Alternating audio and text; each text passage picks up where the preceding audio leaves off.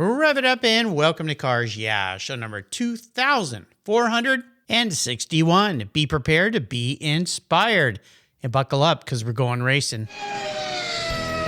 This is Cars Yeah, where you'll enjoy interviews with inspiring automotive enthusiasts. Mark Green is here to provide you with a fuel injection of automotive inspiration. So get in, sit down, buckle up, and get ready for a wild ride here on Cars Yeah.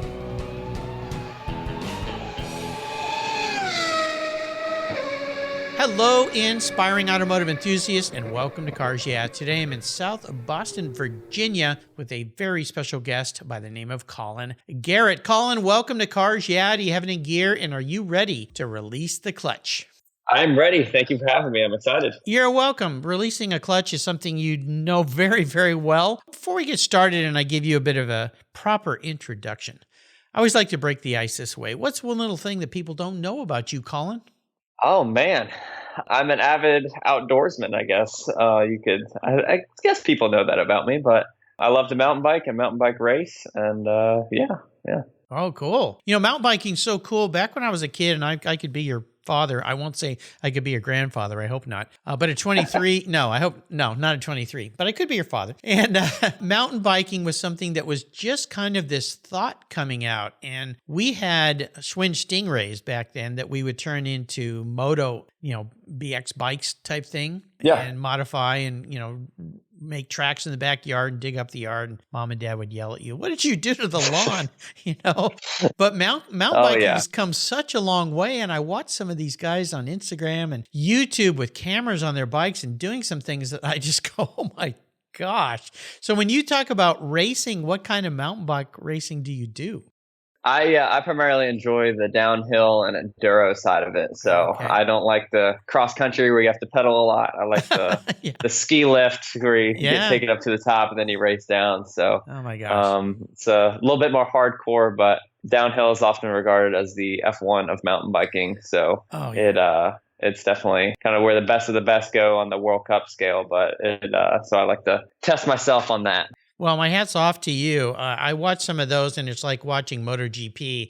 My heart starts racing because the last thing you want to see is something bad happen, and I'm just like, holy mackerel. I mean, just pretty cool. So that's very nice. Well, let me give you a proper introduction here. We're going to dive into this amazing world that you've created for yourself. Colin Garrett is a professional race car driver from South Boston, Virginia, as I said, and at the young age of 23, he defies the conventional path to motorsports success. He started at the age of 15, rapidly ascended, becoming a track champion at 17.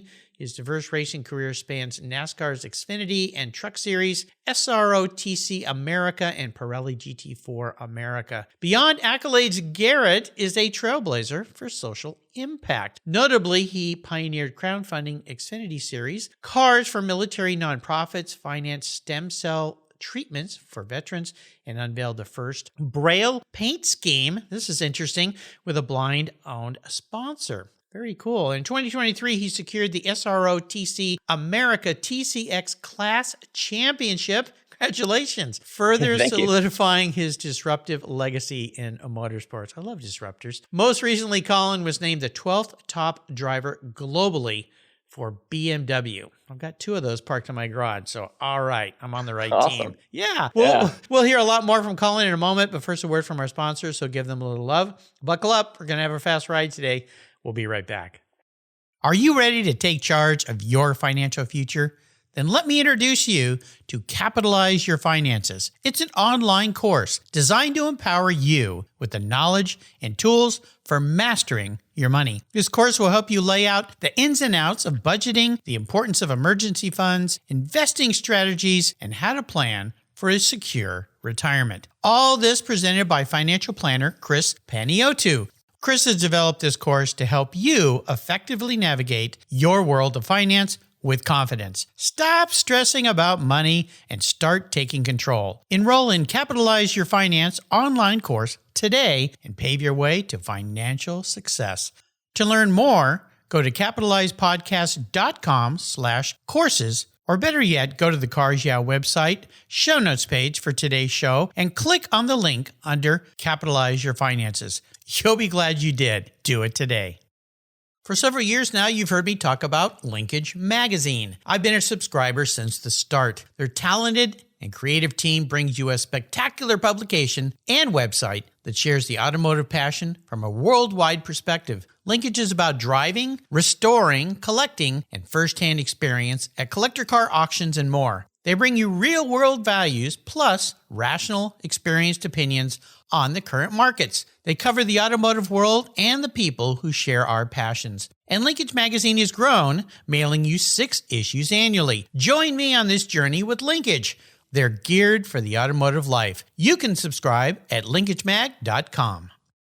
Hey, guess what? Some of you regular listeners will remember back in 2019, I created 10, 11 shows called Cars Yeah TV, where I went to some fabulous locations of past Cars Yeah guests, and we did a TV show about it. Well, they're up on the Cars Yeah YouTube channel. So go check it out at YouTube. Just type in Cars Yeah, and the shows will be there for you to enjoy. I hope you have fun watching.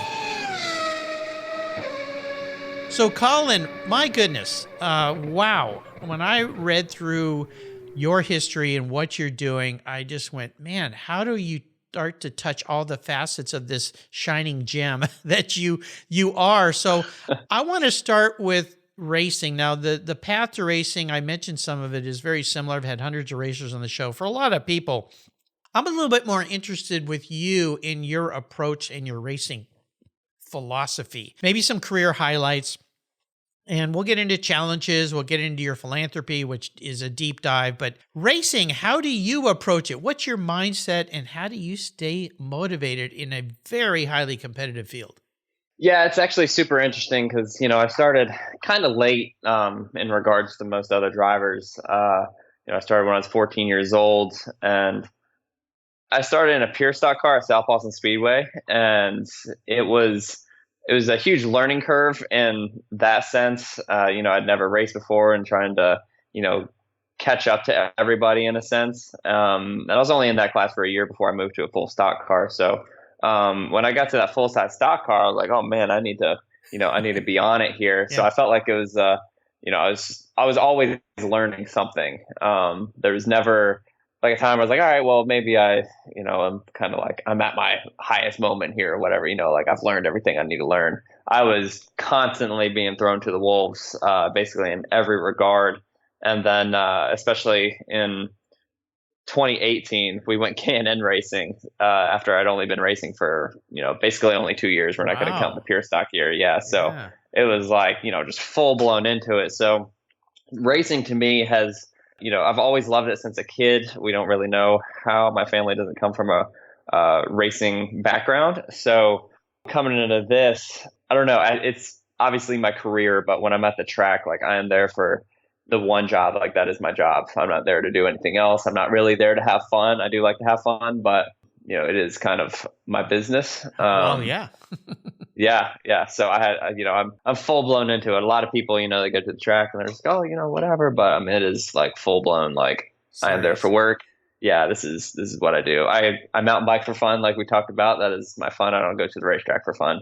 So for at the racetrack, it's serious. Yeah. It's the office. I wanted to ask you a little bit about innovation in racing and some of the innovative techniques and technologies that you've utilized, strategies in the race car. And we'll dive next after this into this transition between different cars. That's an entirely different challenge, no doubt. But are there some innovative techniques and even with technology that you've employed that has helped you in your process?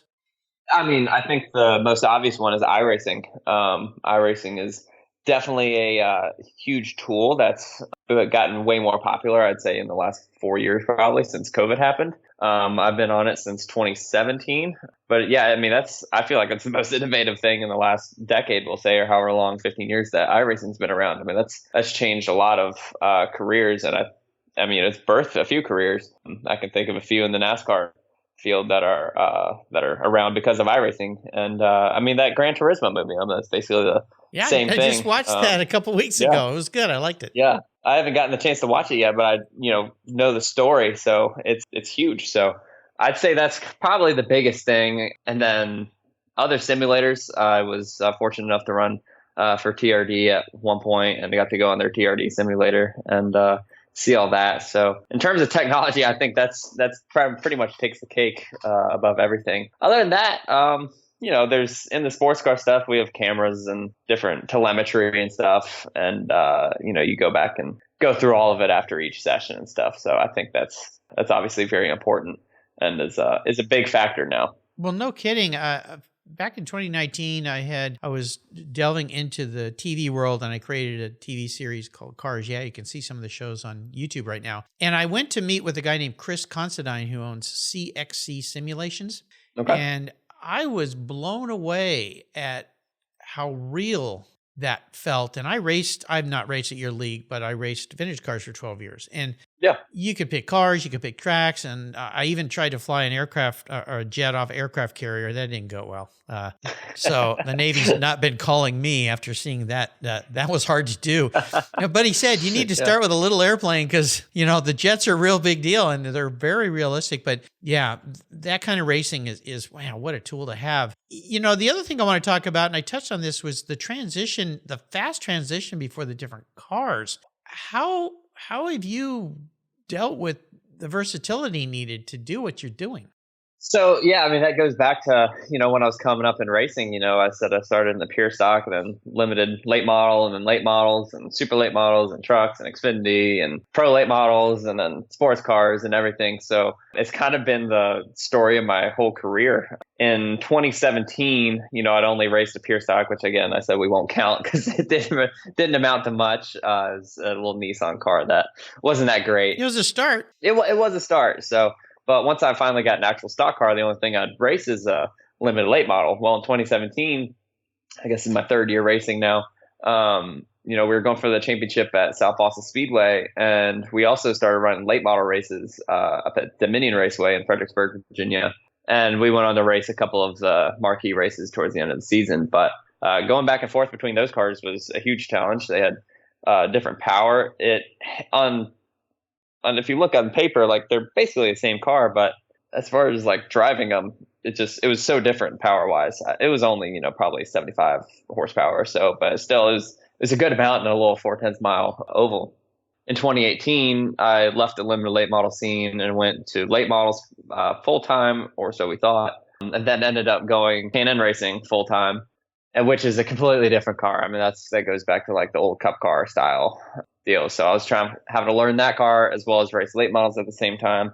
2019 was by far the craziest year when I started racing Xfinity, trucks, super late models, pro late models, and late models all in the same season. So I was jumping back and forth between cars. It was crazy. That year was the highlight of my career. We didn't get any wins that year, but we were in contention for 80%, 90% of them. I mean, it was a crazy year. And I mean, we just, things happened. We're leading a few big races at the end and then just, get crashed or whatever. So that was a big year. And I think that was kind of like the turning point in my career, learning so much that year, driving different stuff. And we were in contention to win in basically every car that I drove. So 2020 kind of screwed us with COVID. Kind of screwed everybody. No kidding. Yeah, we had some big happen that ended up falling through because of COVID, and then we also missed a race at Daytona, which I think was also kind of killed us in the Xfinity car. So yeah, there's just a few things there that kind of killed the momentum for the next couple of years. But at the end of 21, actually early in 21, I had been scrolling through Facebook in my apartment in Mooresville, and I saw this guy. He was needing someone to come drive a sports car in a WRL race, World Racing League. I can't remember where it was, but I was like, well, that's always interested me. I've always loved Formula One since the age of like 14, 15, something like that.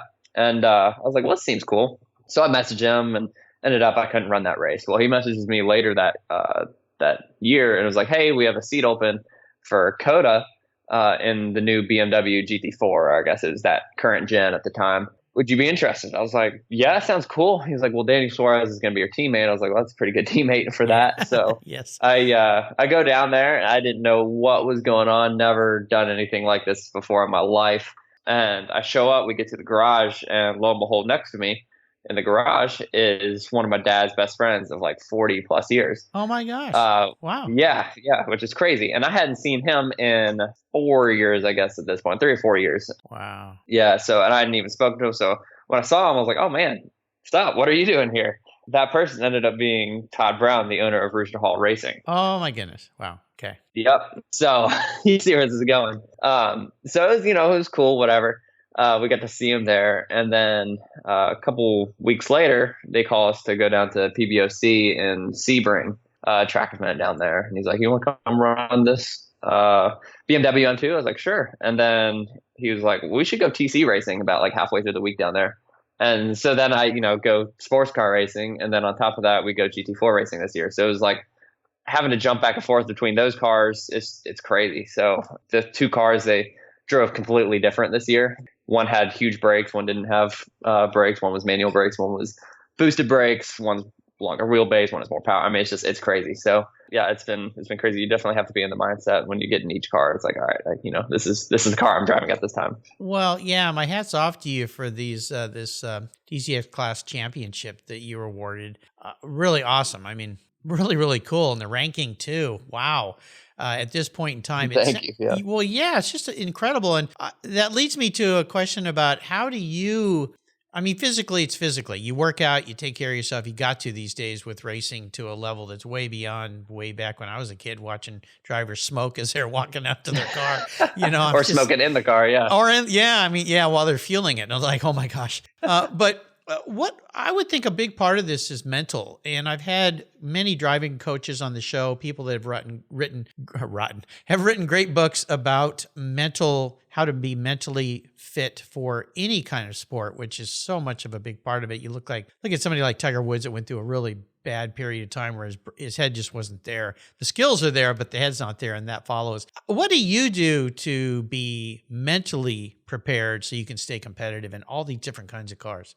Yeah, so the mental side of it, I'm in good shape, we'll say. I'm not going to say I'm in fantastic shape. Again, I mountain bike, but I take a ski lift to the top, so I'm not pedaling everywhere. I go to the gym, not as much as I should, yada, yada, yada.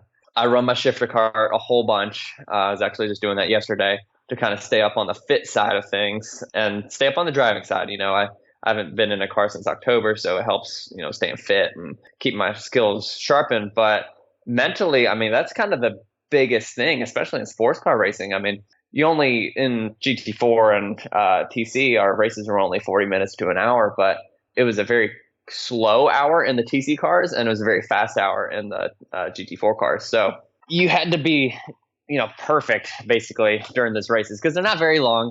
I did just say they're long, but they're in the grand scheme of things, they're not that long. You look at a NASCAR race, they're 2+ hours. You look at a normal sports car race, they're minimum 2 hours plus. So you normally have a lot longer to mess with stuff. But for this, man, I mean, if you made a mistake, you were done. So, I mean, you just had to be perfect. And I've been fortunate enough, actually, in the beginning of 2020, right before COVID, we hired a driver coach to work with me. He just say he's a driver coach. He's not particularly a driver coach. He's more of a performance coach. So he works with me basically on all the mental stuff before I get in the car. At the beginning of the day, he actually stays in the RV with us. So he's with us the entire race weekend. He keeps me in check when I'm trying to stay up too late, watch YouTube or something. He's like, you need to go to bed. I'm like, okay, well, I'm just going to go turn on the TV in my room now, I guess. So, yeah. Kind of guilty of that. But, we wake up in the morning, make sure I eat something. I get on. He actually has me. I normally bring a bike to the racetrack and he'll have me get on it, pedal around, kind of try to balance on it. And then we do different warm-up activities and stuff. And he's been super good in the, focusing on, yes, the mental side, but also like eyesight and hearing and feel and stuff like that. Like where things people may, people may overlook that a little bit. But, I think that's a big part of the mental side is you have to be, all those things have to come together for it to work. So I had a guest on the show a while back, Jacques Dalliere, who wrote Performance Prime or has the Performance Prime. Have you heard of him? I have not. No. Oh, you got to look him up. Yeah, really amazing. He talked a lot about this. He's a coach, and I think his website's something like Helping Kids Perform. It works in all sorts of sports and things like that, but very much the same. Chip Robinson referred him to me, or the racer. So very important. Another thing that I like to ask about is influences or people that are mentors and so forth. I understand you have 2 brothers in the military. I do. Yep. One actually just got out here recently, and then the other is the company commander of an Apache tech unit down in Fort Cab, I guess we're going to call it, down Fort Hood, down in Texas. So they just changed all the names. So very cool. But, well, I appreciate their service. I wanted to see if this was what tied into part of what you've done in philanthropy, and one of them is training members of the military in tactical driving. Yep. As if you're not busy enough. Yeah. So, my brothers are my half brothers. So we have different dads. Their dad was actually in the Army. He was an Army Ranger. They are obviously super big in the military. And my grandfather and their grandfather, and I think my grandfather, actually all my grandfathers know that I think about it. We're all in the military. And if you go back on like my mom's side, I've had a family member in like every major American conflict ever. So it's pretty crazy, when you actually look at it. And you can go back and like see I have a family member that was in the Revolutionary War and stuff like that. So it's pretty cool to look at. But so needless to say, the military has kind of always been a part of my family, especially with my brother's dad being in the military. Growing up, that was kind of like the thing. Their dad was in the Navy, or their grandfather was in the Navy, was a pilot in Vietnam. And so, I just kind of always had that around me. And it's just what we did. My brother ended up, the one that's company commander, he ended up going to a military school that was here in the South Boston area called Hargrave Military Academy. And I ended up going there for a year. Wasn't really my thing. I really only went there because my brother was there. And he ended up going on to VMI, and then I came back to school here in Halifax. So it's been kind of engraved in our blood, we'll say. Yeah. So, and then my other brother, he ended up working. He went guard and then went also like full-time Army, like working. It was kind of a subsidiary of the Pentagon up there. And then he was a contractor and stuff like that. So they've been all around it. I've been all around it. But the reason why I started working with the tactical driving stuff was we started working with Racing for Heroes on the nonprofit side. So we're trying to find an organization that we can help. I've been working with a company called Mission 22 for a few years now, actually since I was 15, I guess I'd been working with them. And their mission was to stop veteran suicide. And we found out about Racing for Heroes, which is local right here at Virginia International Raceway. So we went over to talk with them, and we ended up partnering with them full time. And they have a for-profit side called RFH Tactical Mobility. And I went to work with them, I guess in 21, I started working with them on that side and training military units and different military units how to tactical drive and pretty much everything else. We do off-road driving, we do on-road driving, we do all sorts of stuff. So it's a really cool opportunity to do. We train people from all sorts of walks of life. We do missionaries that live overseas in kind of sketchy areas. Right. And then, we train everyone from missionaries to SEAL teams. I mean, it's crazy. So. Oh my gosh. What fun. Well, very cool. And it doesn't stop there. It seems like with you have a commitment to veterans as well, as you touched on there. Wanted to have you talk a little bit about that and an interesting aspect that I know about you, and that is the mutual benefits of collaborating with veteran-owned businesses and how they can be great opportunities for both parties. Yeah, for sure. So, like I said, we're trying to find a nonprofit to work with, and we found Racing for Heroes, which is local. And we started working with them a whole bunch. And then people started coming to us, and we started finding more people as well. Most notably, right after Racing for Heroes was the Rosie Network. And that is run by a lady who is a mill spouse. And what they do is they work with they're like an online thing. So they help veteran entrepreneurs, like if they're getting out of the military, starting their own business, they're help them get a business going. Then they also help mill spouses when they're moving around, they're going off to different bases and stuff. They can't have like a set job, somewhere. So right. What they do is most of them, will start their own business or something like that. So the Rosie Network will help them a lot with that. And so that was super cool. Yeah. So we started doing a little bit more with them and Racing for Heroes. And since we added some more people on there, And it just kept getting kind of bigger and bigger and bigger. And we're like, well, we can't have these people in the car like every week. Like we can't fit everyone on the car at this point. Yeah. So a lot of these companies weren't promoting themselves that well. So what we did was we started the 1111 Veteran Project, which kind of incorporated everybody into one program. So now people will go to the 1111project.com and see like, oh, this is everybody that we work with, and this is the services they provide. And that's gotten kind of bigger as we've gone. We've partnered up with so many more companies, and most recently, the two that we've worked with is Tech for Troops, that teaches guys, how to use different things like Microsoft Business or Word or whatever, just different online programs, teaching them how to use computers, different programming things, and then also Hilarious, which is a comedy nonprofit which helps the form of comedy and healing for veterans. So yeah, kind of getting, making jokes at their at what they've gone through and stuff. Yeah, so rather than keeping it bottled up. So it's been a cool organization that we've worked with here recently. Just amazing what you're doing. And what's even more spectacular about this is being at your age, having discovered the importance of helping others and giving back. And people always ask me, after speaking with so many people, 2,463 now, plus, because some shows have a couple people on them, what I've learned. And what I've learned is that when you figure out a way to give back and help people, you are at your happiest. And I always suggest to people that are kind of lost or frustrated or angry in life is, what are you doing to help others? And when they figure out that that's possible in a variety of ways at all sorts of levels, you don't even have to have money to do it, just time.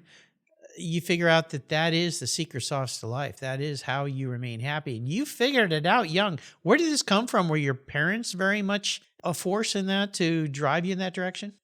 Yeah, there's definitely a driving factor from that side. But honestly, the whole Mission 22 thing, when I was younger, like I said, I was like 14 or 15 when I started doing that. I mean, that was completely on my own. I reached out to them.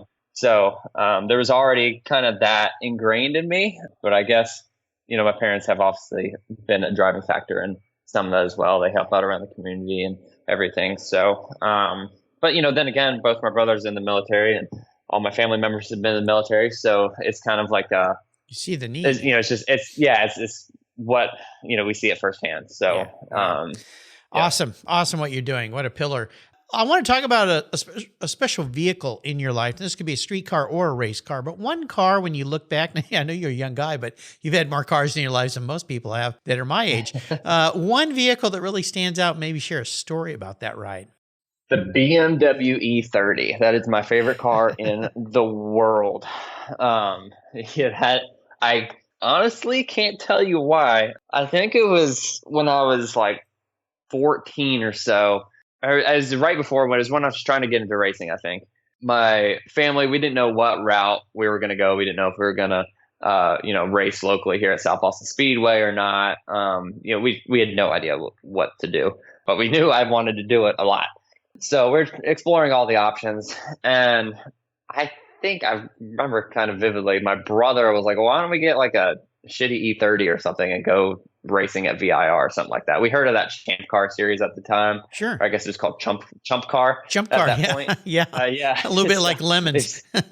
Yeah. So they've changed the name to Champ Car now to make it a little more appealing. But he said something about the E30, and I don't know why. I looked it up, and that's been like my favorite car now for almost a decade. And I mean, I sit on Bring a Trailer basically all the time, sitting there going through them and looking at them, seeing which one's closest and nicest ones and everything. And I've got a shell of one in my garage right now that I'm eventually going to build into, I don't really know what. I started off as a drift car.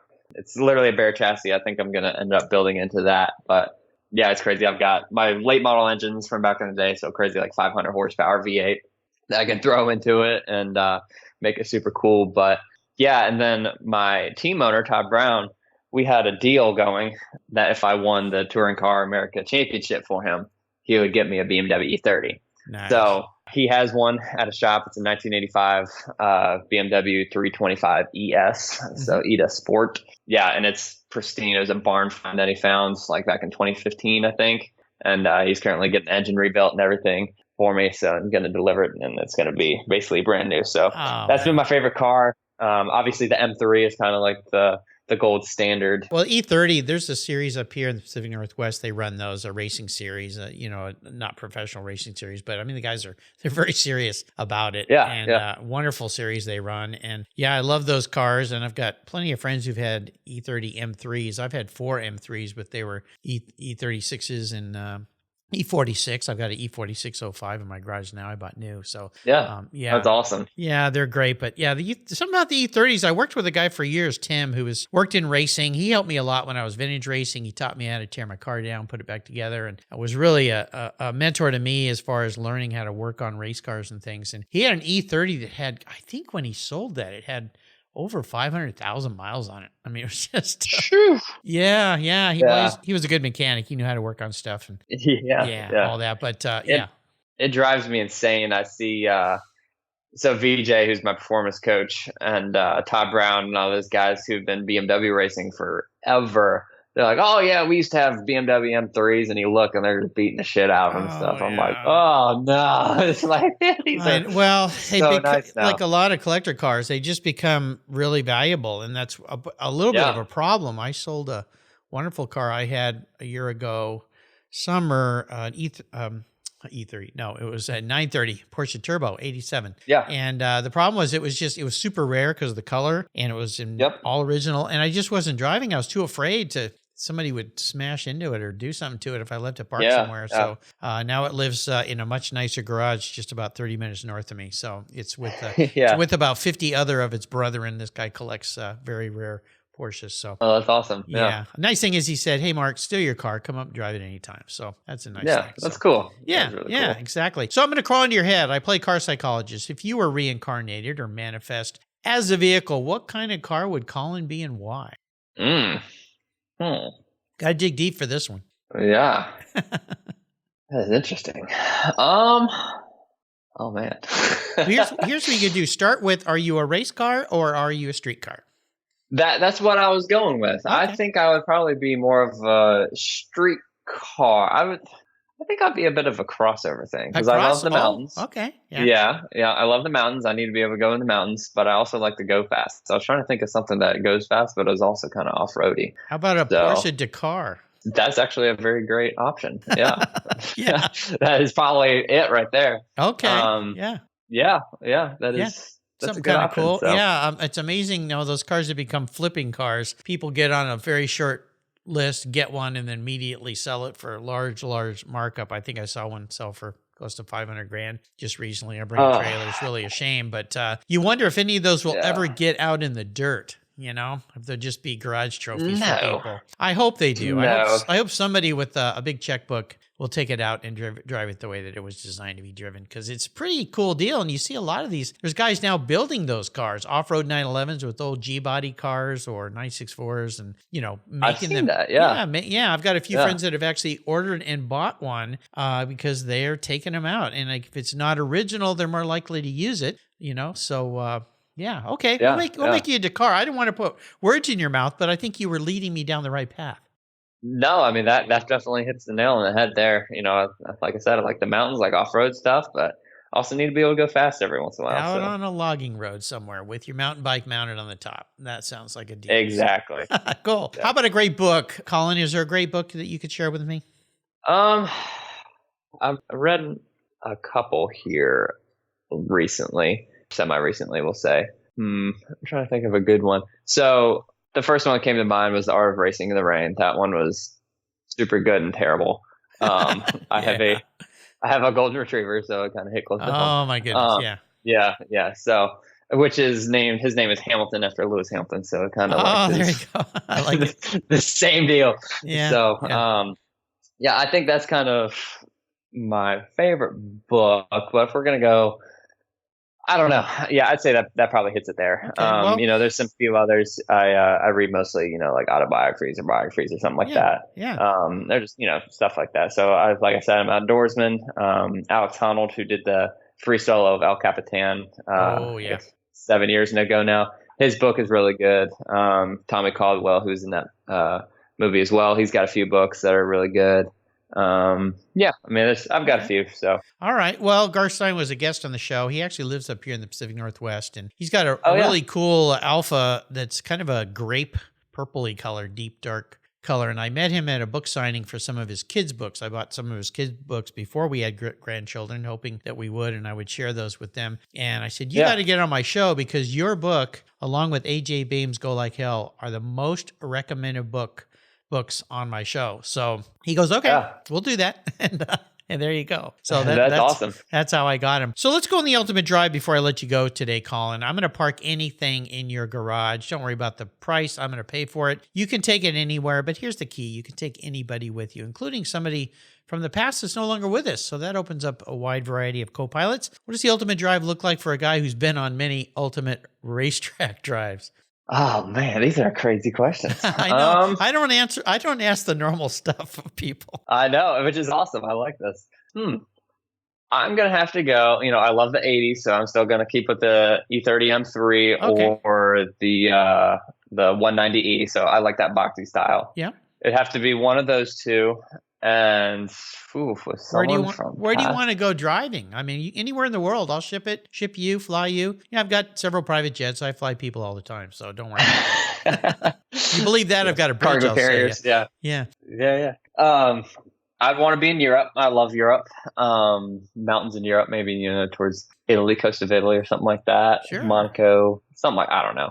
With who though? That's who are you with? Yeah, it could be anybody. Awesome question. And the great thing about the with question is somebody that's no longer around. So somebody from the past. I know that opens it up. A bit wide world. Yeah. So if I was going to do someone current, it'd probably be Lewis Hamilton. Maybe. I kind of thought so since you named your dog after him. Yeah. Which is funny because I'm not like a huge race fan either. Because like I said, it's my job, so I don't really want to like go to the racetrack and stuff. Like I watch Formula One and like I'm pulling for Hamilton, but I don't really care who wins that much. But if it was someone past, I think someone like a James Hunt or a James, you're going to be partying with him. yeah, I know.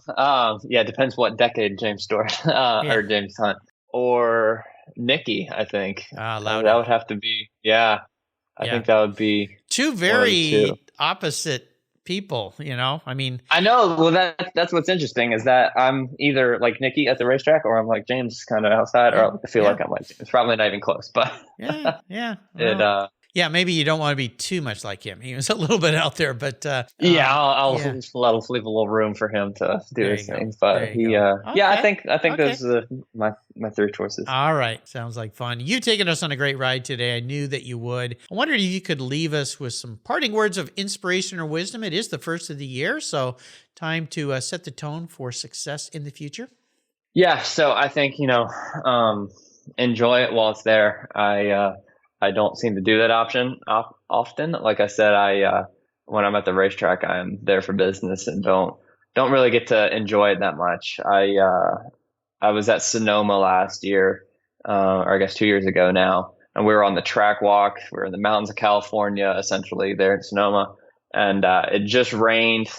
It was foggy down in the bottom. We were doing the track walk, and we were up on top of the hill by like turn 4, I guess, and you could see all the way down. And I was like, man, if I don't race again, this is pretty cool. So, I just think just like take it in while you're doing it. So I look back at a lot of my NASCAR stuff. It's like, man, I didn't take it in. So stop and smell the flowers once in a while. Yeah.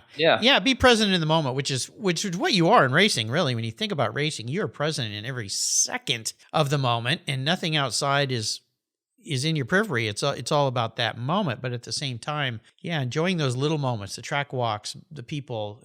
I see why that's hard to do when you're serious as you are, and that's how you get to be successful. But it's a good thing to remember. So for sure. Enjoy it while you're there. How can people follow along with you and learn more about what's coming up this year? Yeah, so they can follow me Facebook, Instagram, Twitter, or X, whatever it's called now, TikTok, any of those things. At Colin Garrett Webb, W-E-B at the end of it. My favorite driver in NASCAR was Jeff Gordon growing up, so I copied his username when I was coming into racing. So That's what it is now. So cool. So Colin Garrett Webb basically on everything, and then ColinGarrettRacing.com. I'll keep you up to date. So nice. I'll put links to those on Colin's show notes page. Try to keep up with this young man. Good luck. But you can follow him so you can find everything there. And I want to do a shout out. Thank you to Melinda Jackson of Melinda Jackson PR. She's the one that got me together with Colin. So Melinda, hey, you brought an all-star here to Cars Yeah. Thank you very much. I'll tell you, she is awesome. You got the right person she's on really your cool. team. She is so spit spot. I deal with a lot of different people in the PR world. And I'd love everyone to be like Melinda. So thank you, Melinda. Yeah, she keeps me in check for sure. That's what you need. I'm not the best at answering emails or anything. I've had many PR people in the past from different teams I've raced for, and they all hate me because I'm terrible at stuff. Something to strive for this year, Colin. Yeah, exactly. We can always improve in a lot of varieties in life. Well, I want to thank you and congratulate you for what you've done and where you're going. Thanks for being so generous today with your time and sharing your story. Until you and I talk again, I'll see you down the road or most likely at a racetrack. Sounds good. Thank you so much for having me on. Absolutely. 20, 50, or 100 years from now, will there be a workforce to care for the collector vehicles we love? With auto shop programs disappearing across the country, it's a question we enthusiasts have to ask. That's why I support the RPM Foundation, which exists to ensure that the critical skills necessary to preserve and restore these vehicles aren't lost to time. One of the many ways RPM, which is short for Restoration, Preservation, and Mentorship, is accomplishing this goal is through workforce development initiatives. The RPM Apprenticeship Program enables the next generation of artisans to earn a living while they learn the craft of restoring and preserving these vehicles directly from industry professionals. The Endangered Skills Program documents the process of masters training future craftspeople on a variety of critical skills in danger of being lost forever. For more information on how the RPM Foundation is driving the future of the collector vehicle skills trade, visit RPM Foundation today. They're one of the charities of choice here on Cars Yeah. Thank you so much for joining us on today's ride here at Cars Yeah. Drive on over to carsyeah.com to find show notes and inspiring automotive fun. Download your free copy of Filler Up, a fun book filled with gorgeous photographs of fuel filler fun, including quotes from more inspiring automotive enthusiasts. Download your copy today, and we'll see you next time on Cars Yeah.